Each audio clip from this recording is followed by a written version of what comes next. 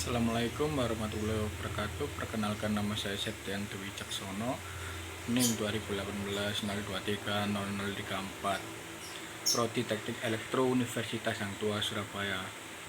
Sini saya akan menjelaskan tentang segitiga daya.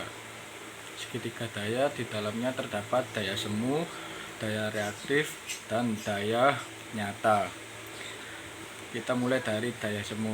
Daya semu adalah daya semu atau dalam bahasa Inggris disebut dengan apparent power.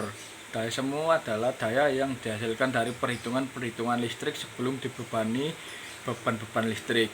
Daya semu VA dihasilkan dari hasil perhitungan rumus, yaitu daya sama dengan tegangan V dikalikan dengan arus A atau V kali I. Daya semu biasa disebut juga dengan daya total atau yang tertulis pada nameplate suatu alat pembangkit listrik atau generator. Lalu yang kedua, daya nyata. Daya nyata atau daya aktif, daya sebenarnya yang bisa kita pakai atau gunakan, dan biasa daya aktif ini nilainya lebih rendah dibandingkan dengan daya semu. Daya aktif dihasilkan dari hasil perkalian daya semu dengan faktor daya cos pi. Daya aktif akan mengalami penurunan nilai yang diakibatkan adanya beban listrik yang menghasilkan daya reaktif. Peralatan yang menghasilkan daya reaktif: elektromotor, trafo, las listrik, transformator, inverter, dan lain-lain.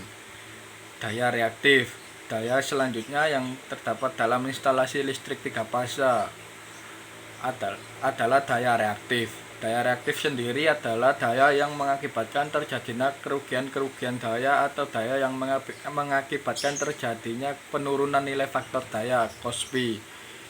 Besar kecilnya daya reaktif tergantung pada seberapa banyak alat-alat listrik yang menghasilkan daya reaktif.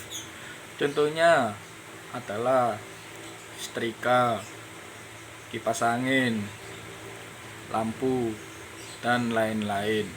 Sekian penjelasan tentang segitiga daya atau daya semu, daya reaktif, dan daya aktif.